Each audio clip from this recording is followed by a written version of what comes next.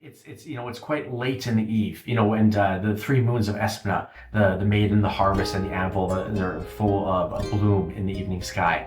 You can just feel the level of tiredness, exhaustion, kind of creeping in. Especially yourself there, Zeema. Like as you're sitting there, kind of huffing and puffing over top of this body of this fanatic, as she lies there, dead in this boat, in a pool of her own making.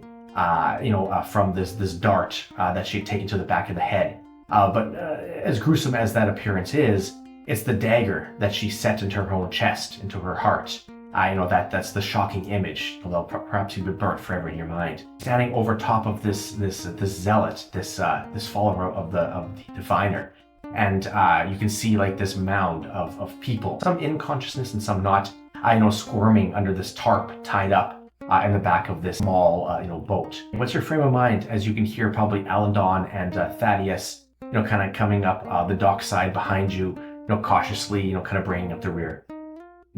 I mean, I would have the understanding that there is no more immediate threat risking my life right now. Yes. Absolutely. Yeah. You look around, through, rage-filled eyes, caked with tears and crust, and just trying to get your bearings.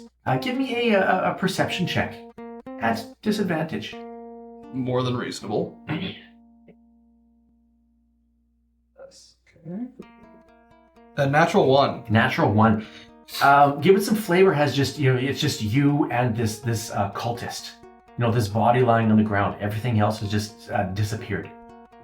She's just she's seething. Just huffing through her teeth, and she no longer has something to be angry at anymore. Mm-hmm. She has this anger building up, but she has nothing to give it to. Yeah, and you feel like this energy, kind of building up. You're almost trying to reach out telepathically to her. Just trying to probe her mind. Come up with some kind of answer, some kind of solution, a question as to what's going on here. And as you try to reach out to her with that psychic ping, once again there's just silence. There's nothing. There's just no life left in her. And Alindawn, you're kind of coming up behind. Yep, just working my way up towards where the boat was. Yeah. Thaddeus is kind of looking over, checking what everybody had on them. Sounds good. Hey, street rat. Yeah, loot the bodies. Yeah, not the 2 people that were being dragged before. If anything, they may have even scampered off at this point during the fight, right? Yeah. For argument's sakes, let's say you've probably cut their binds, and and they've thanked you, and you can see them, one supporting the other's weight as they work, their way down the alley of the docks, into the darkness, of talking to each other. Heading off to the authorities or, wherever they're heading. I'll tell them that they can head down to the same area we let Mateo out. Mm-hmm. So head down that way, and then just wait by the gate. We'll be that way as quick as we can be. Yeah, they reach out and give you a weak hand on the shoulder, and thanking you once again. Would you give them your name or? Yeah, why not? Yeah, absolutely. Thadius Wiltleaf. And once again, they thank you kindly as they support each other, support each other's weight. Head off to the darkness, towards this gate. You can hear these footsteps coming up behind you there, Zeema. Roll me a Constitution save at disadvantage.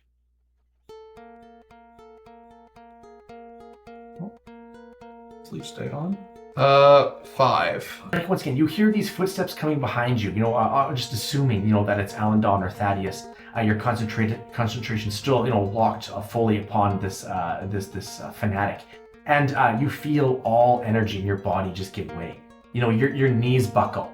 Your fist was clenched around your short sword, and you hear like this clattering to the deck boards of the ship, and you find yourself falling, deeper and deeper. And there's this thud.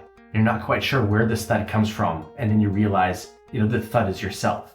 Your little body, it's just gonna give away. Alindawn, you see Zeema, like literally just collapse as you come within 10-15 feet of her. Her body next to that of this fanatic, just lying there, motionless.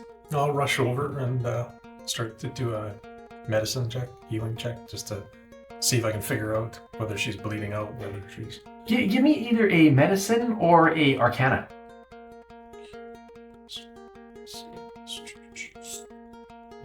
so it would be much easier.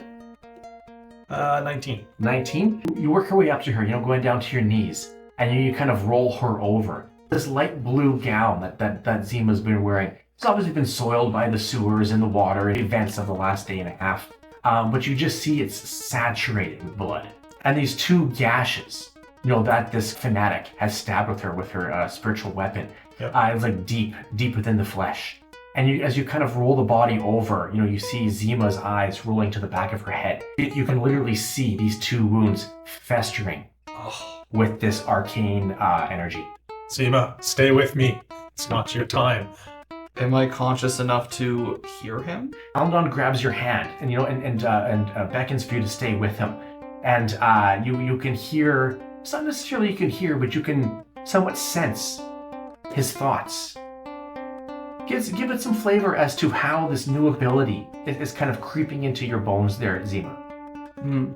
Yeah, so just the having that physical connection just occur, and just having it be this person who, is just, there to, as a sense of support, just a willing force, just, being there for me, just allows just a new method, just another way to connect with another person that she hasn't had before. What would you be seeing at this point there, Alindawn, as you're kind of looking down on Zeema's weak, kind of lost body? I mean, I can feel the blood from her wounds as I'm looking around. You can feel your blood there, Zeema, warm, and getting colder by the second. But looking like her eyes are fluttering. And she's fighting. You can see like this flickering, like butterflies on the wind or leaves, from a tree. Kind of not necessarily from your eyes, but from his. Bialo needs you. You can't go yet. And you hear this name, and the rest is just muffled, but through ears that aren't your own, you can hear the name Bialo. Give me a medicine check. Do you know where I'm going with this, Rhys? Yes. Cool. 16. 16. Yeah, like give me some flavor as how you bind these wounds to the best of your ability, but without the appropriate medical attention. I have no healing spells left, so it's just a matter of throwing my kit down, ripping it open as quickly as possible, and grabbing some medicines that I have, some bandages that I have, and just trying to staunch the blood flow to start with, and just talking with her. Stay with us. Thadius, you see this all going on as you kind of rifle through the pockets of these cultists, and you can see like literally the back of Alindawn over top of Zeema, and like literally just bandages and gauze just laid over the deck of this ship, and literally as the blood of this fanatic is just leaking out of her, you're not even concerned, as it's getting onto your cape, getting onto the med kit. You just kind of shift yourself to the side and you just keep on working on Zeema. Now that I see that he's kind of working on them, I'll head my way over there. Is she going to be all right? Put your hand here, hold this bandage. I have to do some things. I go over to my kit, start working on some poultices and such. Thadius will pull out a clean glove out of his belt pouch, basically just put pressure on it. So from their perspective, Zeema, what do you see? We'll just see this, this young woman who is in terrible shape with, like a largely ruined and her clothes just absolutely ruined, and no Tide pen is getting that stain out. no. Magic would probably struggle. Exactly, yeah. And a non-responsive state, almost as if something is holding her out. Absolutely, yeah. And literally, you can see Zeema's little body, just clinging on to life. As you hold down on this wound there, Thadius, and you see Alindawn's hands, moving, quicker than you've ever seen them move before. Mighty Bias, provide your healing now. And Yeah, like you call upon, the servants, and you call upon Bias, who has no, Stake in the game. yeah, exactly. Yeah, really, whether Zeema lives or dies, like as the servant of decay, we all die and we're all reborn. But from somewhere deep within yourself, you manage to pull out the last strains of arcane energy, and I'll let you play with that as you will there, Alindawn. So I basically get some poultices ready and things, and saying my prayers, putting my hands on you, and just live. And a pulse of energy comes from me and moves into you.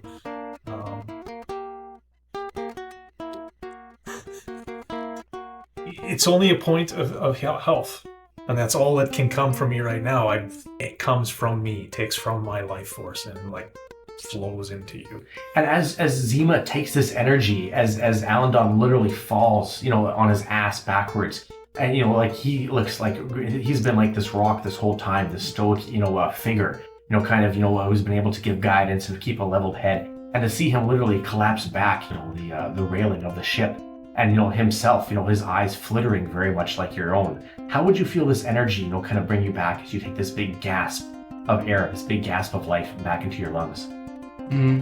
Yeah, I probably from this state in which she is currently in, she actually feels him delivering his own energy into her because of the state in which she's in. Thadius, still, holding the bandage, against your this festering wounds. Yeah, give it a description of how what these wounds look like. How bad the actual physical damage from the spiritual weapon was there, Thadius. Well, it doesn't look like it's like a natural thing. Like it seems to be growing at a rate that doesn't make sense. So, almost bubbling. Yeah, almost bubbling, like acidic, but also like, wounds don't happen this way. No one just gets an infection and it just becomes immediately pussy and starts bursting or whatever. It's just something unnatural is happening here. Absolutely. Can I roll an Arcana? Of course you can. Oh, that would be an 11. 11? Yeah, obviously you see this fanatic, laying dead with her own blade, in her chest. And you kind of put two and two together, that whatever her spiritual weapon was, was that of death. A normal strike of a blade won't necessarily kill, but a blade, of the diviner, will. So she's kind of got the same kind of festering wound as it's kind of sticking out of her chest. I think she just used a regular knife on herself. But still, you can literally see like her body, the blade. She knew where to strike, to end her existence. Well, as Zeema kind of pops up out of it, I'll kind of slide my leg under her head, and then I'll reach into my belt pouch and I'll pull out a water skin. Cool. There, have a drink. And I'd like to say that as in just the moment before she like slips back to herself, I imagine she probably telepathically speaks to Alindawn and says, "Thank you. You're a good man." And it feels differently than before because telepathically before, it was, yes, you would sense it, but you would sense it was kind of from an outside force. This time it feels like it's the same voice, but it's from within your own head. It doesn't feel like it's coming from somewhere else. Very cool. Almost like there's an echo within your own head there, Alindawn? Yeah. Yeah. Leaning against the edge of the boat, I just kind of get a small smile on my face and whisper, "Thank you." Yeah. And with that, a group of individuals, still kind of this boat, so like once again, some of them would be, warily looking, others would be, just totally unconscious. But the three of you in the shape you're in, what's the plan? At the late hour of roughly 1:30 in the morning on this brisk Sea Dakota night. Oh, I think we should definitely find a place to hunker down for the night. Yes. He'll need a few minutes to rest. He'll slide his bag under Zeema's head and be like, just relax for a second. I'm gonna go check out the fanatic. I'll continue using my herbal kit to basically bind the wounds sufficiently, pour some clean water on them, and make sure that they're covered appropriately so that they're not festering worse. Zeema? I mean, she wouldn't protest either of these two as actions. I mean, she's in a horrible state. As you go over the body of this fanatic there, Thadius, you kind of rifling through pockets and whatnot. Give me an insight or a investigation. Well, I think I'm definitely better at investigation. Would be a 23. 23. Other, there's some, knickknacks and pockets and stuff like that. Nothing of real value. They're zealots. They believe in one thing only, and that's the way of the diviner. And they're also minimalists. They don't have worldly possessions other than what's usually on their back. The really only thing of interest is the blade, that she's punctured her own heart with. As you kind of pull it out of the wound, my fingertips. Or you said you have a glove on, right? Yeah. Yeah, and you kind of twist it to the side in the three moons light, and you can see there's something to it. Whether it's got some runes engraved on it, but this isn't a knife that would be native to this area. Okay. Interesting. He'll stick it in his pocket for now. He'll basically wipe it off on her clothing. Yeah. And then kind of stick it in his belt pouch. It must have like a sheath or something on her belt too, so he'll... Yeah, exactly. Yeah, you pull back her gown and you see like this sheath. You cut the binding from her belt and you just pull it off and you slide the blade into this sheath as well. Give this sheath and this blade a little bit of flavor there, Thadius. Okay. Well, I mean, if it's a cultist, I'd imagine it's probably kind of like looks more like a ceremonial sacrificial blade, so maybe it's got a little bit more of a curvature to it than a straight edge. We'll say that across the center part of the handle, there'll be like 3 little gems in it. One will be black, one will be white, and one will be blue. Sure, a blue, yeah. Yeah. And they kind of have like a weird glow to it that you don't commonly see in like a normal weapon. So like something from here would be very mundane, leather wrapped, maybe have shell chunks for pommel to... Or even just made of shell. Yeah, or even made of shell or rock. Yep. There's probably lots of stone weapons in this area. This one is kind of like steel, but there's also kind of like filigree on the blade. Cool. And it's not something our craftsmen usually do in the area. Yeah. Give me a history check. I believe that would just be where's history? 14. 14. Yeah, this is definitely a foreign weapon. Nothing you've necessarily seen before. And what catches you off guard is the 3 gems in the handle.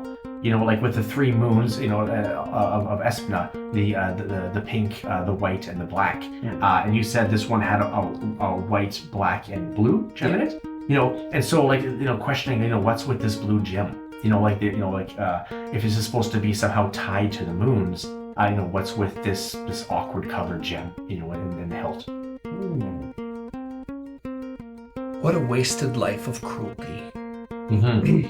He'll take the knife and he'll do the only thing that he seems would be suitable. He frees all the people that they had rounded up. Alindawn and Zeema, what would the play be? To start working yourselves, up and, kind of getting to safety kind of thing, or? Yeah, well, you can rest until you feel power enough to move around. In the meantime, I will assist. Give me a perception, and you can give me a perception of disadvantage there, Zeema. 4. 6. 6. Not necessarily close, but off in the distance, you can hear the telltale signs of that infernal tongue. Maybe calling out or whatnot. And then, what did you roll there, Zeema? 6 total. 6, yeah. Once again, you're still kind of fading in and out of consciousness, grateful for the water, for that cool, kind of washing of the body. Yourself there, Alindawn, as you're kind of looking, to see where these voices are coming from. They're not necessarily coming from land, but they're coming from water. And as you kind of look out on the horizon, on the distant wake, You can see several other, maybe even a dozen or so boats very similar to yours that you're on right now, heading off. Like out from shore. Yes, like fellow ports. Like one or two might be able to see, further down the beachhead. Others, from around, coves or the crest of a break of trees. But like literally, as you look, you can see ships very, very similar to the ones you're currently on. With it looks to be, tiefling sailors. Okay. Any sign that they have? I guess it would be netting in the back of the boat like this one that would have. Give me another. Bodies. Give me another perception. 18. Yeah, and once again, from one of the ships, that's getting further and further away. You can see, somebody come, stand up from the back of the ship, and look to jump overboard as two tieflings grab them, clop them on the back of the head. You weren't alone. There are others out there too. Not that we can do anything about it tonight. Let's get these people and get out of here before we have company. I can drive a boat. Where would we moor it? Well, we can worry about that when we get there. As long as you can direct us on how to assist you. Unless you can do the boat on your own. As much as I want to help your brother, I don't think it's a good idea, because we can't take these people with us. You'd cut some of them loose, right? Yeah. Yeah, you would see some of them starting to stand, and once again, you're just kind of looking them, over as you cut their bindings. You would see, some of them covered with this webbing, this organic material. A lot of them, once again, just lost and, kind of questioning, like, where are we? And not just like humans, but all the races of the world, and just indiscriminately, plucked, from the beaches or, from the streets of Sea Dakota. Well, there could be a chance that he's on those boats. There could also be a chance that he might still be in the tunnels somewhere and got missed. True. I would expect that they know what they're doing and would capture as many as possible. But Zeema, give me a Constitution save at disadvantage. The problem is we can't do anything while we're depleted. yes, we need to rest. We're not going to be any good if we get into any type of 13. combat Not bad. situation. Okay. Well, you might. As the two of you guys are contemplating the next plan, the next move, you could hear Zeema once again just cry out in pain. Give it some flavor, Zeema, as to how distressed you actually are. Goodness. Like this pain, even though your wounds have been bound, like literally you can, it's almost like this shock of pain, kind of takes your body. Yeah, just it's almost almost as if I'm being like overwhelmed, not like control, like not being like overthrown with my control, but as if like my actions are being, interrupted or just having like something drag me back a little bit. Yeah, maybe even try to, you put an arm, or a hand on the railing and try to raise yourself. And as you get like halfway up, and once again the pain just takes the body, and you collapse to the side again as there's this loud squeak as the two of you are kind of talking. And as you both look back at Zeema, these captives, start working their way off the boat, thanking you. And wondering what's next. You'd probably be directing them, Thadius, to get back to safety, and maybe even taking names or whatnot. Yeah, why not? Yeah, sure.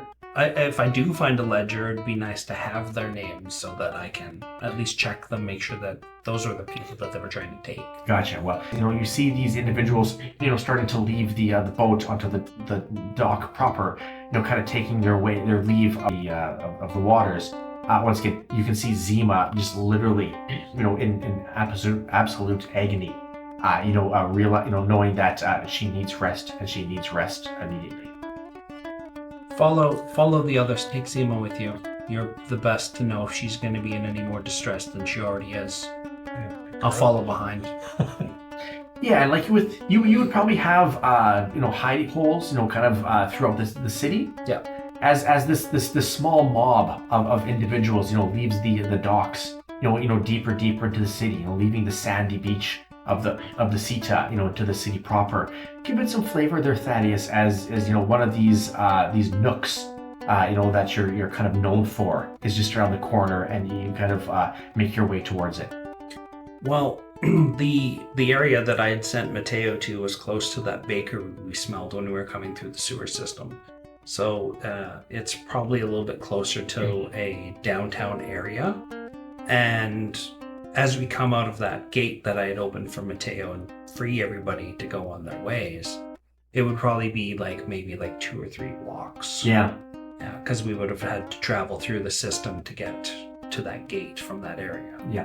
And as Thadius is kind of taking the lead, as the last of these individuals, gives yourself, Alindawn, a pat on the back, and works their way into the darkness, maybe heading homewards, as yourself, Thadius, and Zeema are following Alindawn. Give it some flavor as to how the two of you, weak in body but strong in mind, make your way up to this hidey hole as Thadius, kind of holds a panel open on a wall or something like that, greeting the two of you in.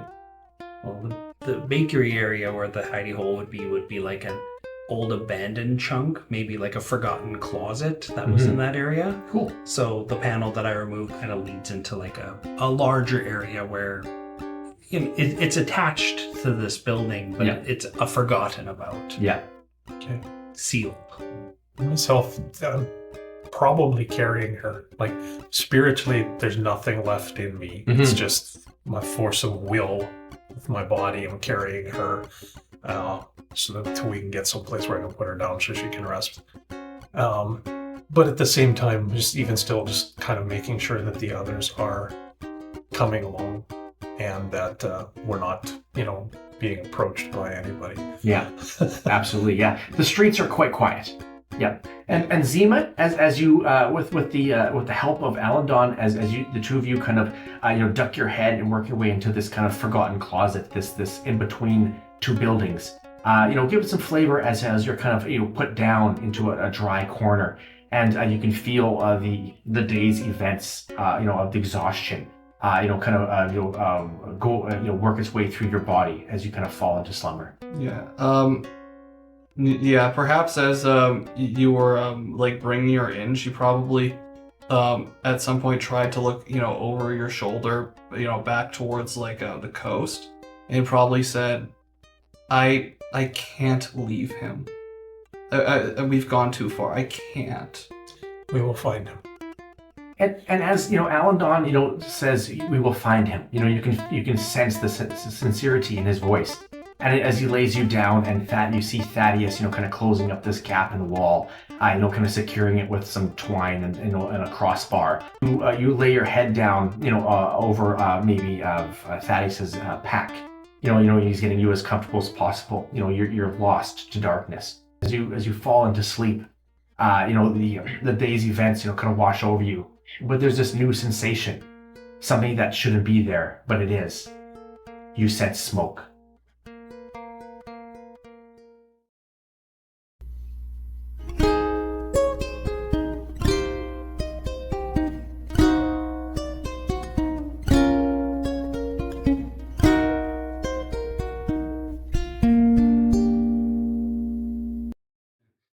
Hi, I'm Adam. I play Thadius. He's a street urchin rogue. Zeema and Alindawn saved him in the very first couple minutes of our... Okay, Jordan, where are you? The reason why we're behind is because Jordan's not here. That must be it. It's not Jordan. Okay, we've got this camera. How dare you have a life, Jordan? We've got this camera.